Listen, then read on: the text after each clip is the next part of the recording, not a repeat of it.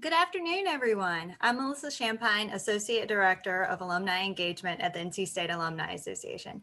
And it's my pleasure to welcome you today for our second virtual tour as part of our New Year, New Spaces series. We would love to hear your questions. In the chat, you'll see a link that will allow you to submit questions for our panelists. We'll share that link a few times throughout the presentation. We'll answer as many questions as we can at the end. I would now like to introduce our moderator, Griffin Lamb, Assistant Dean for Development and College Relations for the College of Engineering. Take it away, Griffin. Thank you so much, and welcome Wolfpack alumni. We are delighted to introduce alumni from across the university today to our beautiful new building, and we look forward to a day when we can experience it together in person. After the video presentation, we have the opportunity to hear from two leaders who know Fitts-Woolard Hall inside and out.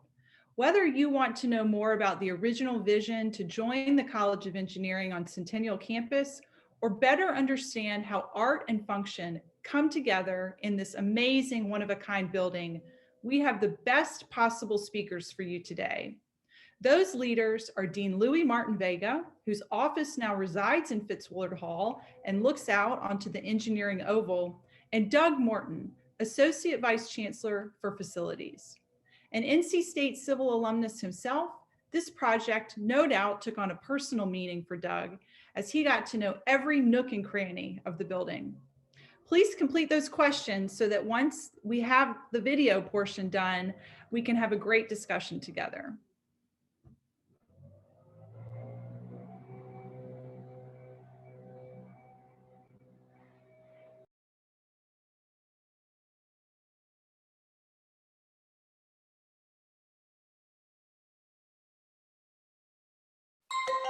The opening of Fitts-Woolard Hall marks the home now of 8 of our 9 engineering departments on what we call the Engineering Oval here on Centennial Campus. The move from North Campus has been a long time in the making. In fact, the first engineering building opened up almost over 10 years ago. The only program that we still have on North Campus is nuclear engineering. So at some point in the future, we will complete the move by having them come over to Centennial, along with our undergraduate academic affairs and a few other offices. But the Fitts-Woolard Hall represents a vital step in this process. Now that it's completed, and once we have the entire college housed over on Centennial, at that point, I think we really have elevated this college to the next level. Now, it's clear that we want everybody to understand we're already a preeminent college of engineering, very well recognized across the nation and the world for everything that we've done here in terms of our research and our teaching and our endowments and everything that moves the college forward. We've grown in all of these facets, but the reality is that when you're in a very competitive environment, nobody's standing still. Every one of our peer colleges of engineering is also moving forward with its infrastructure and all of its efforts. So Fitts-Woolard has really basically kept us in the game, and we're moving forward as a result of it. The building itself was constructed with what we call an engineering on display theme. Laboratory spaces, especially on the first and second floor, are front and center so that visitors can actually see a lot of the important work that's going on in the building. We're talking about advanced interdisciplinary work in manufacturing, smart construction, health systems engineering, environmental engineering, and many others. But the building itself will serve as a classroom because we will be able to see and capture real-time data on energy consumption, water usage, and many other metrics associated with engineering work.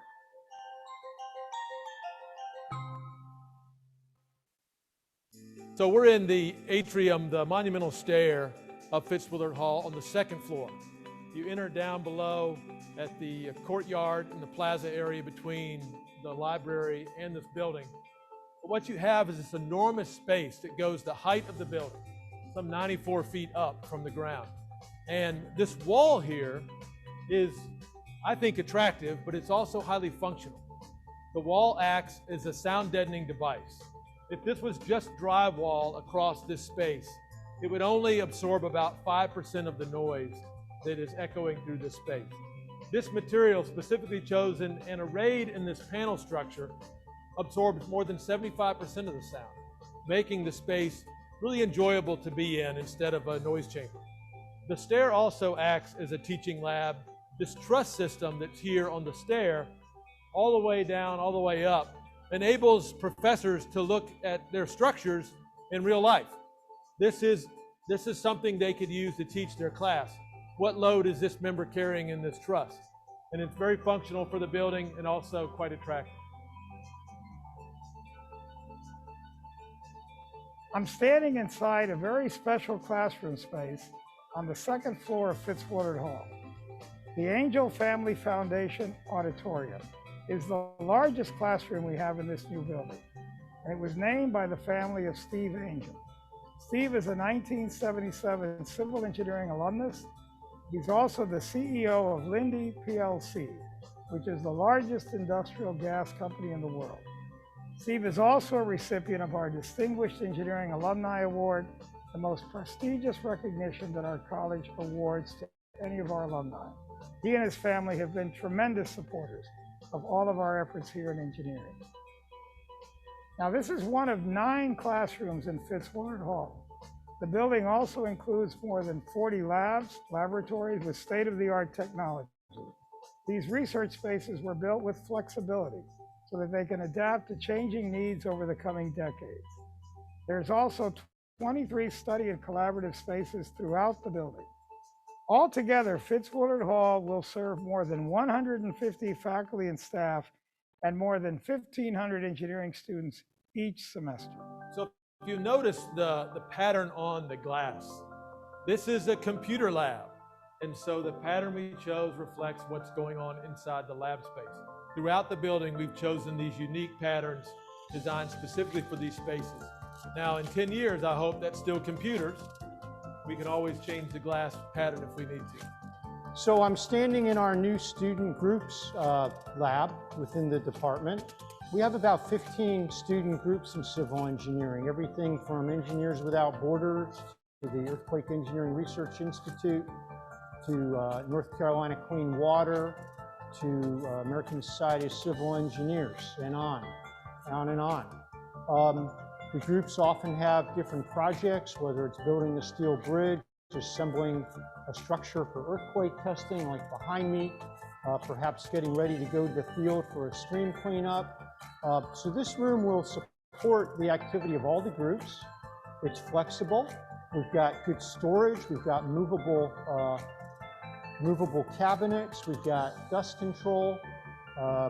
A lot of flexibility. I think it's going to serve our groups really well for years to come, and they're all excited to have access to this room. This blank wall here is soon to be filled up with the names of donors who have contributed to the building. This panel here will display, and it'll be a touch screen where you can come in and look deeper into the donor names and their background. What compelled them to give to NC State University Engineering Department, Engineering School, and what compelled them to give to this building. So that'll be reflective of details of the donors, which will be shown on this wall here. Researchers in this lab are working on self-healing materials, materials with vascular networks that might have different liquids to heal a fracture, alter an electromagnetic signature, or possibly provide cooling through a material that needs to function in a high thermal environment. At the foundation of all this work is the idea of how do we improve our infrastructure with better materials that are more environmentally friendly, that last longer, that might be less expensive, that might be more durable. It certainly catches the eye.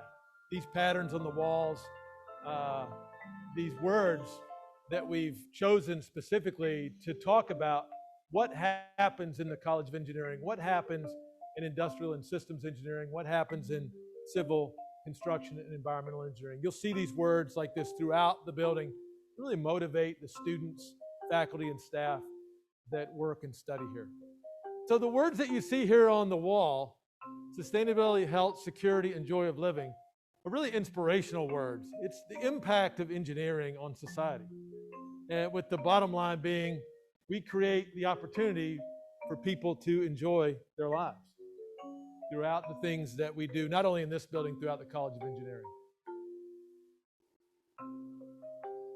I'm so excited to tell you about this room. This is our senior design co-laboratory, and this is where the magic happens. We have teams of students who work on real projects with clients, and they work together to solve these problems using all of the things that they've learned in ISE over the last few years.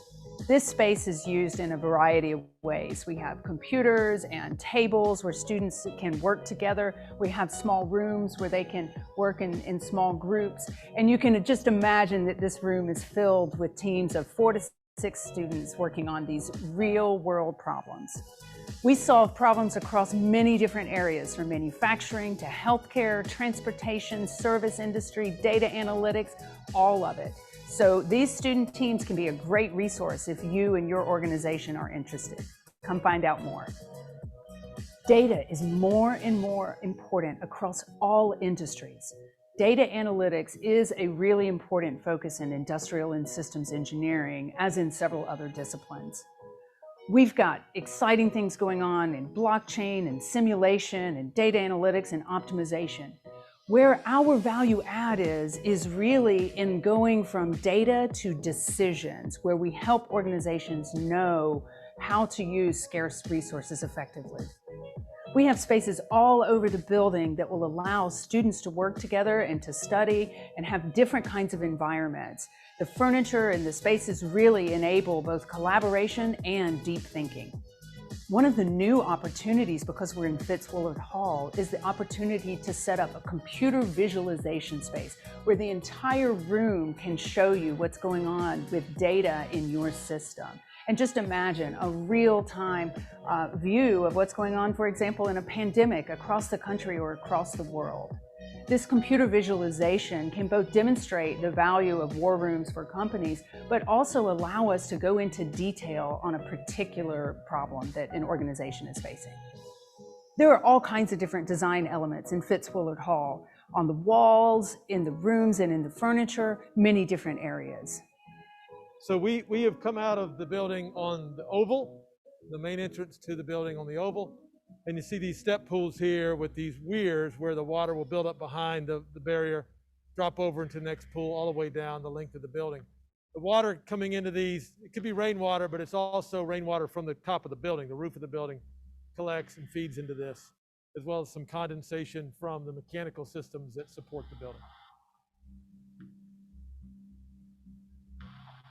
I'm standing in one of our fantastic lab spaces. This one is for biomanufacturing in industrial and systems engineering.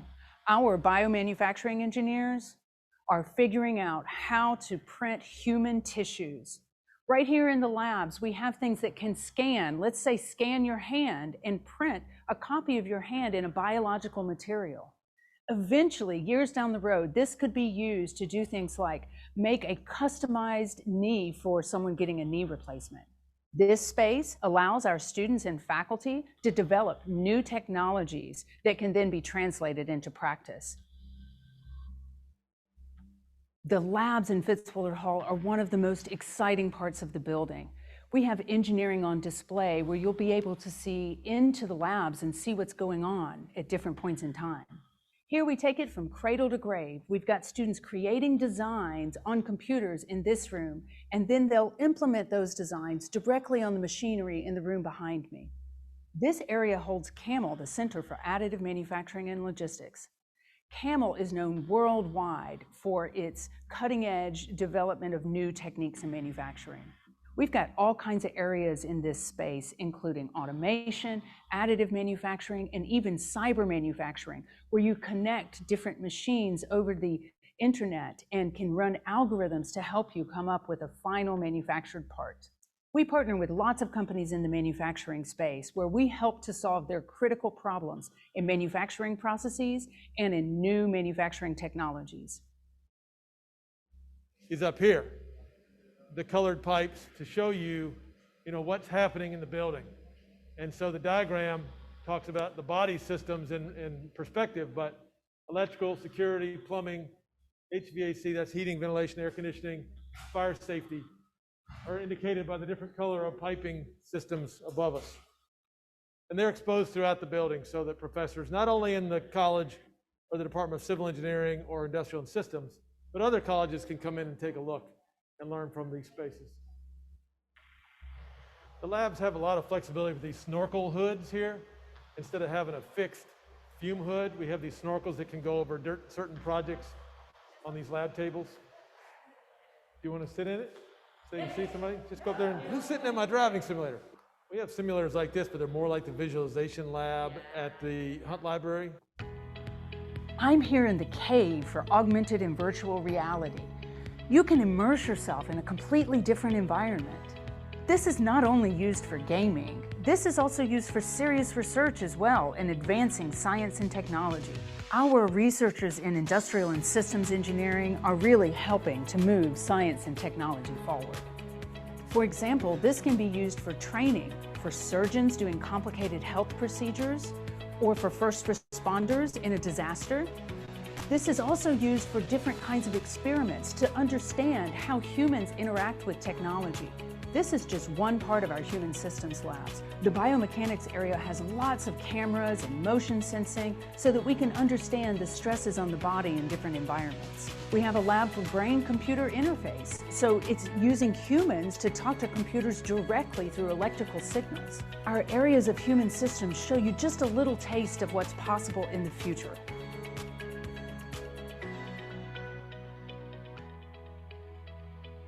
Fitts-Woolard Hall represents an important shift in how building construction is financed at NC State. Thanks to the generosity of North Carolina voters who passed the Connect NC bond back in 2016, that provided partial funding for this fourth engineering building on Centennial Campus. That funding was combined with allocations from the North Carolina legislature, the university, and then the college made a commitment to raise $60 million in private philanthropy to help fund the complete $154 million of construction. This is really a new direction in North Carolina, and we've been very successful thanks to the generosity of more than 300 of our alumni and friends who have already committed to support this project.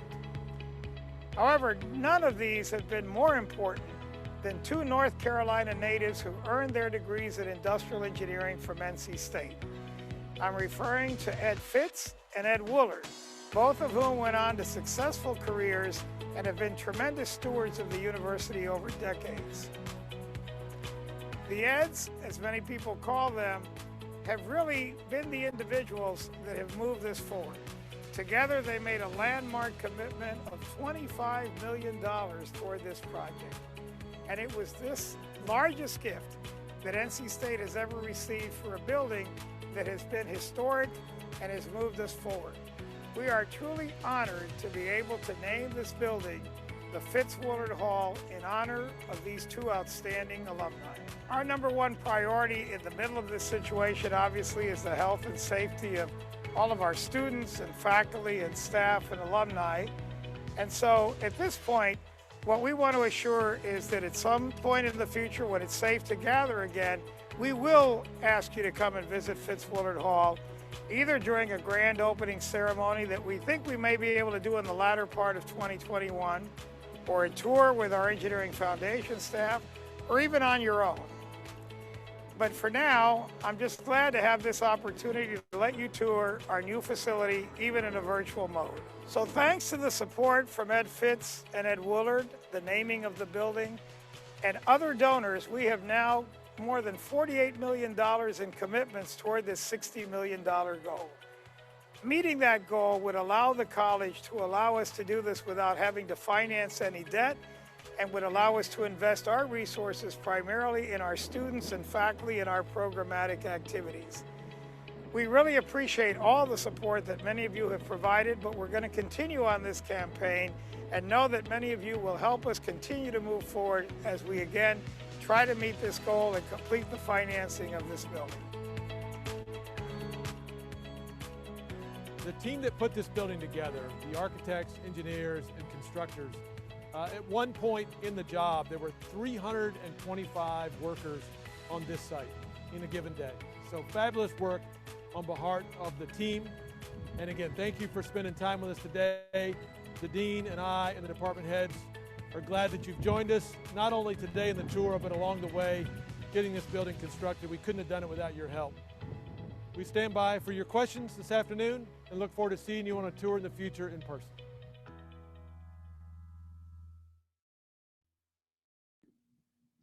Thank you, Doug, and thank you, Dean Louie.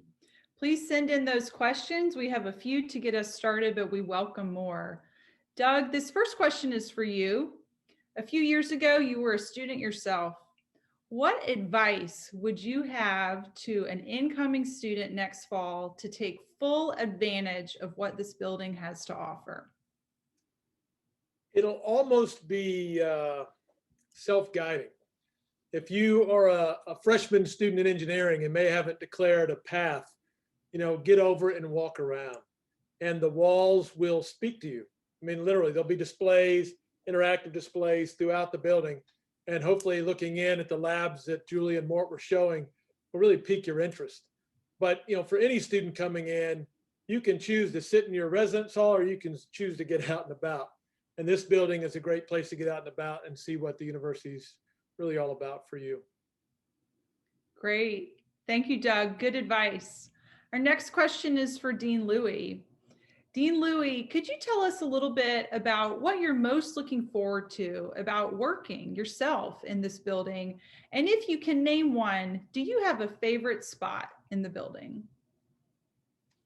Well, Griffin, I think just the fact that we're coming close and we've come together now and made this building happen is a tremendous accomplishment, right? For the college and for the university. And again, I can't thank Doug and his team enough for everything they've done to make this happen, even in the middle of a pandemic. I mean, I think it's important for everybody to understand that this has been almost a decade-long effort. And, there was a time when we thought we might move forward with something like this 8 or 9 years ago, and then we ran into a recession. There's been a lot of challenges, but at the end of the day, and maybe this is a good segue for the building itself, Doug, the resilience, right, that is demonstrated in the building is symbolic of the effort that it's taken to get to this point. When you talk about a favorite spot of the building, well, I'm looking forward to, I'm going to have a pretty nice little view up there on the 4th floor, right, which is going to be where the Dean Suite is, and that's going to be very, very special. But really, I'm just looking forward to the fact that we are getting much closer to completing a vision for the college, which is the vision of having everybody unified on Centennial Campus and, being able to provide an environment where our faculty and our students are physically able to come together and interact in very special ways. As Doug has pointed out on the tour, engineering is, yes, the disciplines, but it cuts across the disciplines. And this is work that goes across all of our departments. And Fitts-Woolard just takes us to a whole other level in our mission. Mm-hmm. Great. Thank you, Louie. So speaking of disciplines, we've got a question now from someone who's familiar with our rival down the road, where disciplines from across campus can engage in activity in maker spaces. Will there be any space in this building or in our other engineering buildings that are open to non-engineering students and collaboration? Okay, well, I think the way really the spaces that we have in engineering are not just restricted to engineering students, okay? I think the equivalent of maker spaces do exist already in some of our engineering buildings on Centennial Campus. And so that project-oriented kind of environment is part and parcel of the education that we have in engineering at NC State. I think if anything, and Doug, you may want to come in on this, we've really enhanced that. We really enhanced that significantly by the design and everything that we have in Fitts-Woolard Hall. Many of the labs and the efforts we have are work that cut across disciplines. And in fact, our classroom environments are classroom environments that serve the whole university. Doug, you may want to pick up on that a bit. I think one of the spaces that Mort was in, the student space right inside the front door behind Griffin's right shoulder there, is indicative of that. We didn't really have that space in Mann Hall. You just kind of made room wherever you could. This is dedicated space for students to use their creativity. And I think Julie was doing the same with some of her spaces in the building, that they are for students to gather and collaborate. So making isn't always with your hands or with a tool. it is that collaboration. So I think this building, as much as any we've built so far, creates those collaboration spaces, which you can either physically make or you can share your great ideas and your innovations with other students. I think across the campus, just across the street in Partners One, we've got this fabulous makerspace headquarters Raleigh that is within eyeshot of the door there of Fitts-Woolard. And I think throughout the campus, we're going to continue to create those kind of spaces where people can come together. And again, as the dean said, share across disciplines. I think the idea of collaboration spaces is kind of reflected in the design of the building itself, because one of the challenges that we had is that we had existing buildings, engineering buildings on Centennial Campus, but then we also had the Hunt Library, which was a very futuristic design. And so this building, in many ways, the design challenge was to be the bridge between what was the sort of more traditional kind of buildings and that future vision that leads to the collaborative spaces. And when people will come, those of you that are able to come, and we showed a little bit with the tour, you're going to see that the design shows that transition. The design actually of the building moves from more traditional to something much more like the Hunt Library. And the inner spaces reflect that as well, both in terms of the actual physical space, the coloring, everything else, because at the end of the day, that's really where the main breakthroughs come, is from people interacting, both faculty and students. Mhm. Great. Well, thank you for collaborating all that open access and, emphasizing all that collaboration and open access. Doug, let's send this next one back to you. There's some interest in what comes next for Centennial and whether or not we've thought about things like transportation and getting people back and forth. Could you give us a glimpse of what's ahead and speak a little bit to transportation? So I actually have a note on my desk about the grand challenge of the campus. And the grand challenge of the campus is connectivity. We're starting an update of our campus physical master plan. And the idea, and just think about this, if you're a transitioning student in the College of Engineering, and when I say transitioning from being a second year to a third year, where primarily your classes in third year will be there on the Oval, where in your first 2 years you were on North Campus, how in the world do you get back and forth? And how do you do that quickly?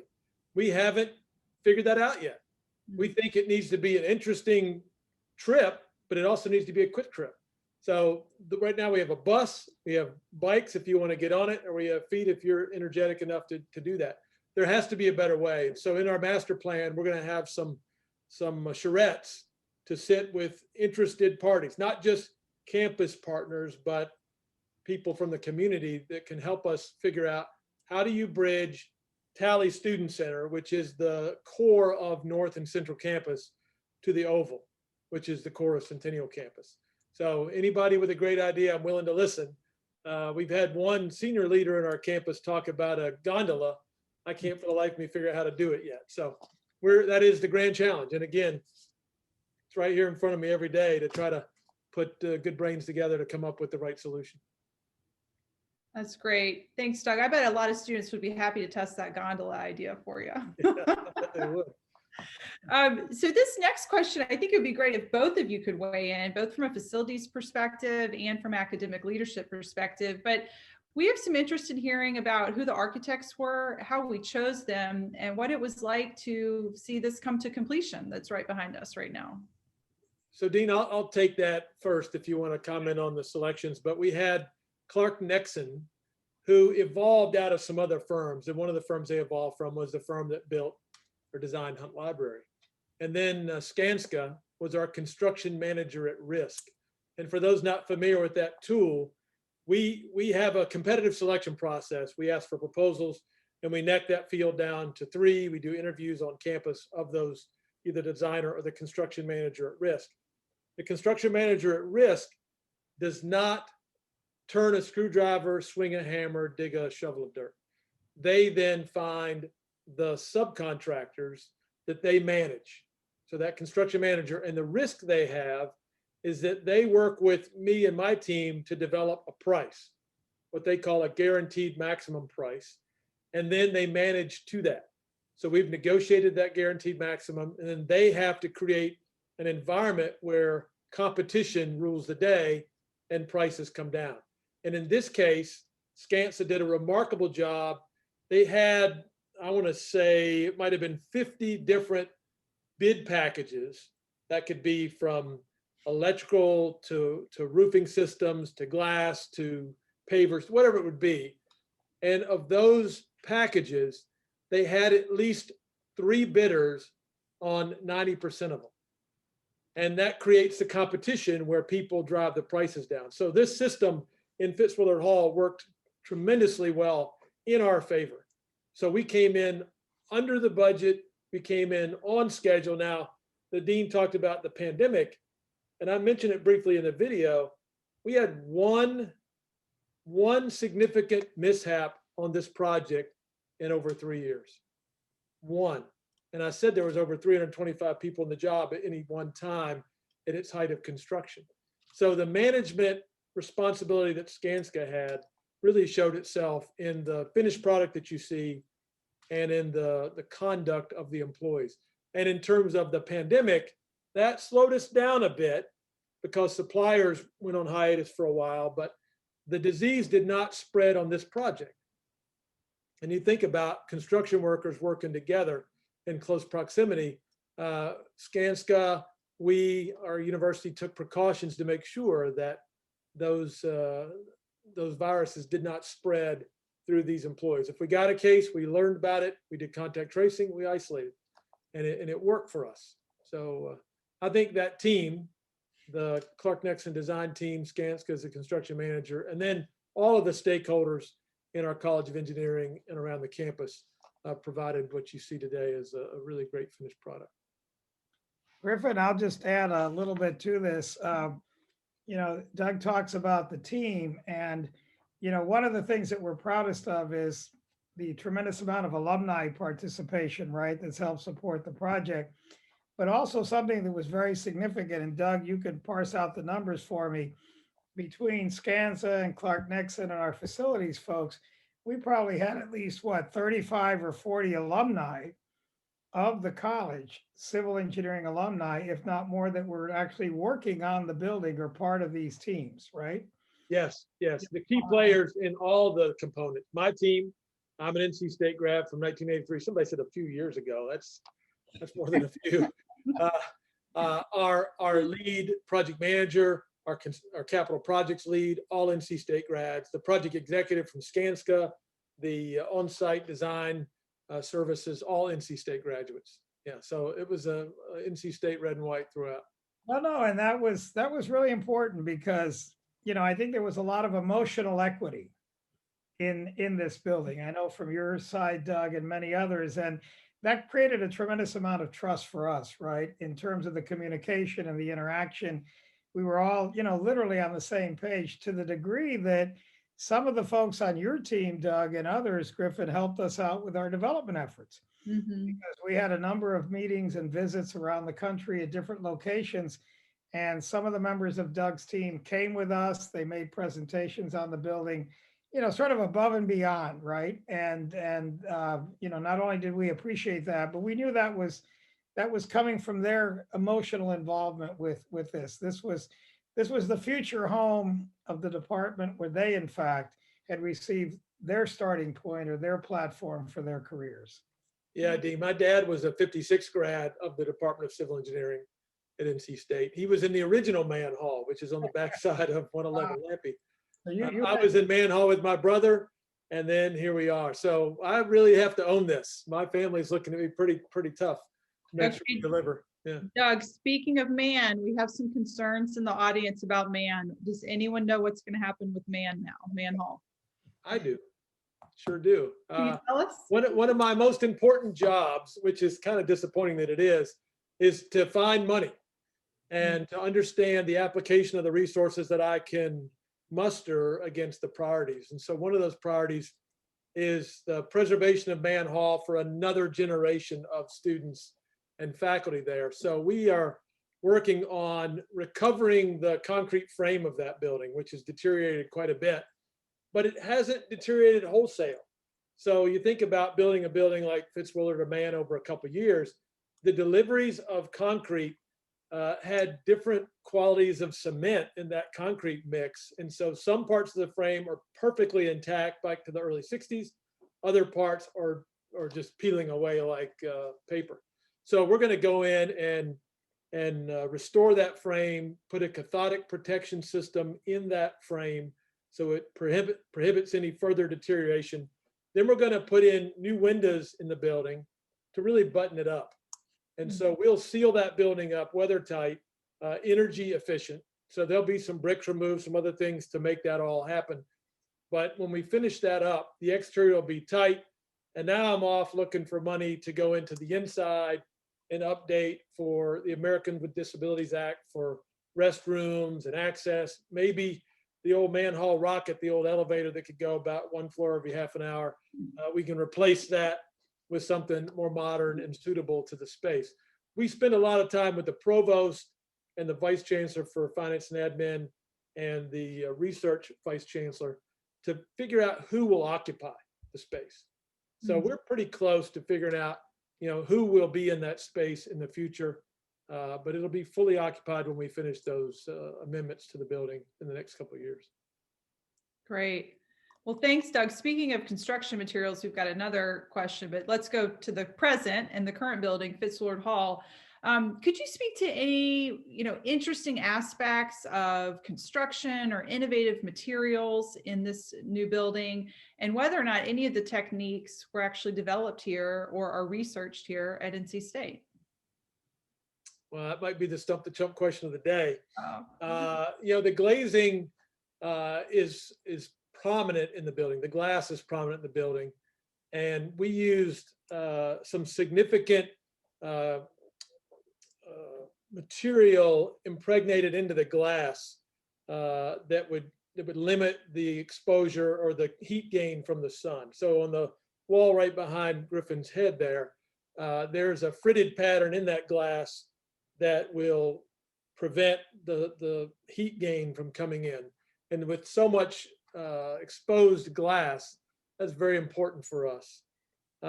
We are working on a solar array for the roof and a battery storage system, which are pretty cutting edge. And we're getting a lot of help from Professor Joe DeCarolis in the Department of Civil Engineering and his team to help us understand the economics of that and how we'll actually pull that off. So that's an example. And then I'll give my NC State team a little credit. The plaza between Fitts-Woolard and Hunt was going to be a significant water feature. And from a practical application, I'm a dirt kicking engineer. I'm a construction guy. And I said, who's going to maintain this fountain? And then we started talking to mechanics and others, and it's like, I don't think we want to take that on, because at some point it's going to break. And the concrete benches and the hardscape we've got in there with some really nice plantings, they're not going to break. So we altered course about halfway through the project to make something that was much more durable and really more usable for the campus, and reduced our life cycle cost. So I think we used some practical minded attention to that. I don't think there's any really inventive materials in the building other than that. The roof systems, is cutting edge, and so I'm happy that we won't spend a lot of time up there. But no, that's what I've got to offer right now. You really kind of stump the chump though. So. Well, thank you. Well, Louis, let's swing it back to you. Mort and Julie, our department heads over civil and ISC, highlighted some great research that's going to take place in the building. Could you focus in on one or two of them and give our audience a sense of something they can really understand that they could take back into their communities and feel proud about, and share, a little bit about what's going on at NC State for those community members who are not lucky enough to be our alumni? We want to wow them as well. Well, I think one of the themes that cuts through the building, even though it does house the two departments, is that the work that's going on in these departments cuts across various disciplines. For example, Julie pointed out one of the major labs there, CAML, the Center for Additive Manufacturing and Logistics. And Doug, you can come in on this too, because that's a very significant part of what's there on the second floor of the building. It's really probably I would say the most state-of-the-art facility that you have in something called advanced additive manufacturing in the country. But the important thing about it is, what do they do? What kind of work do they do? Well, it turns out that a great deal of their work is applying these advanced manufacturing techniques to design prosthetic devices. They work together with the vet school. They work together with people in biomedical engineering and in medicine. A lot of their work has led to something called, I don't want to be too technical, it's called osseo-integrated prosthetics, which is really ways of doing this with canines and others. And that work has expanded, well beyond what you'd call the world of industrial engineering. We're looking at the life sciences, medicine, and things related to that. Similarly, if you go to the civil engineering side of this, Griffin, you're going to see all the work in environmental and energy systems that's there. And, that work pulls in people from across the whole campus, certainly on Centennial Campus in engineering, but also outside of engineering in the sciences and even the social sciences. So the work itself and, the work of engineering is really across the disciplines dealing with the main societal issues. Doug pointed out during the tour, you highlighted these themes of sustainability and the issue of the health sciences and energy and security and so on. These are the general themes associated with grand challenges of engineering. And all of our work in all of our departments is geared towards that. But this building and the facilities that we have really epitomize that. I mean, at the end of the day, the work that we do comes down to bringing in and keeping the very best people. And in order to do that, they have to have the very best infrastructure and tools so that they can achieve their potential and do the things that we're expecting them to do. That's what this building does. The building is a lot more than bricks and mortar. It really enables this discovery, this creativity, and this work. And the main beneficiaries of this are our students. They're the ones that are growing up in this educational environment that really cuts across disciplines and allows them to see the impact they can make on society. I think this is what motivates people to come into the world of engineering, and the fact that we have a facility like this and it enables our faculty to be, national and worldwide leaders. That's the very best thing we could do for us, for them, and certainly for North Carolina, for sure.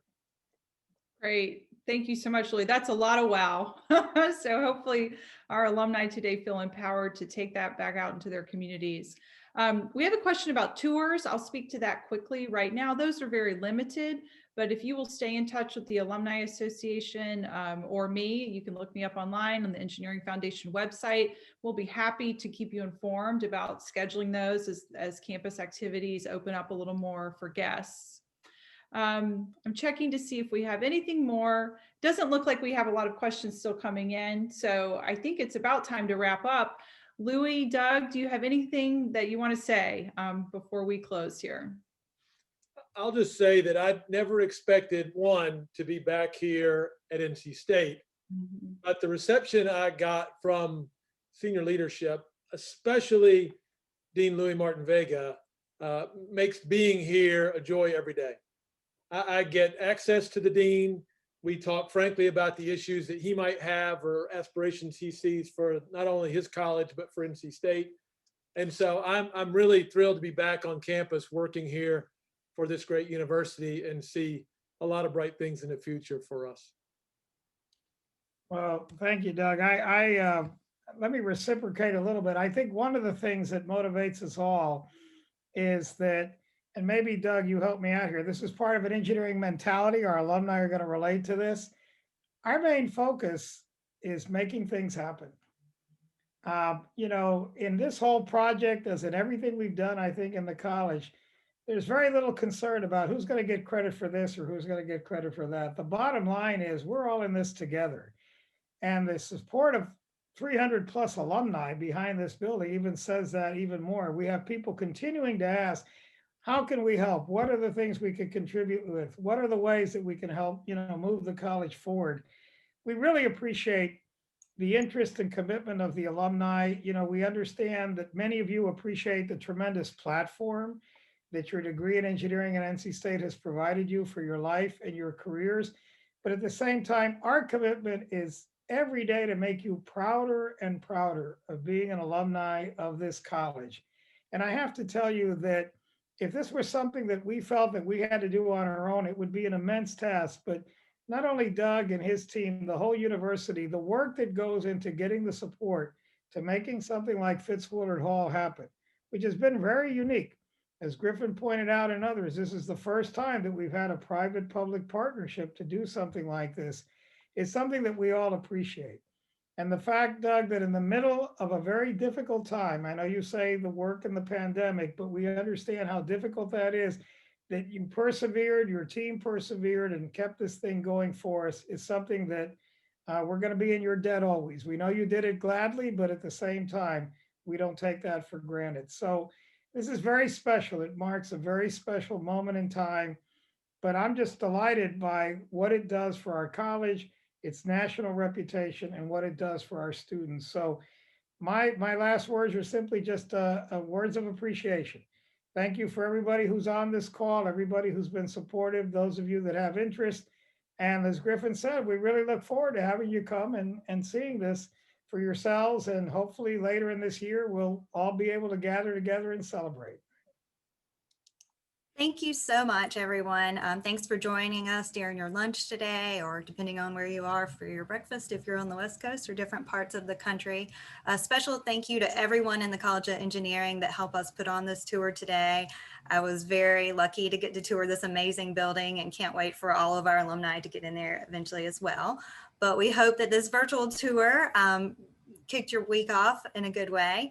And we invite you to join us for our third and final part of this series. March 29th, we'll be touring the new parts of Carmichael Gym, which is really great. It'll be at noon again on March 29th, and just pay attention to your email and you'll receive an invite probably in the next couple of weeks. So we hope you can join us for that.